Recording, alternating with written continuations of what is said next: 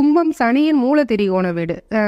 மகரத்தை விடுதி வீடுன்னு சொல்லுவோம். சனிக்கு 2 வீடு. மகரத்தை விடுதி வீடுன்னு சொல்லுவோம். கும்பத்தை மூல திரிகோண வீடுன்னு சொல்லுவோம்.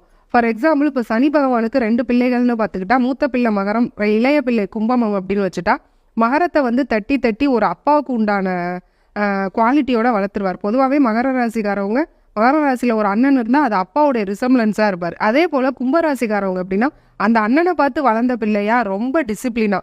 கும்பம் தப்பு பண்ணக்கூடாது. தப்பு பண்ணால் அடுத்த செகண்டே அற வாங்குறது கும்பம் தான். ஏன்னா இப்போ ஒரு வாத்தியார் பையன் தப்பு பண்ணால், ஒரு படத்தில் பிரகாஷ்ராஜ் வந்து தனுஷை போய் இப்படி வரிசையாக எல்லாரும் நிற்பாங்க.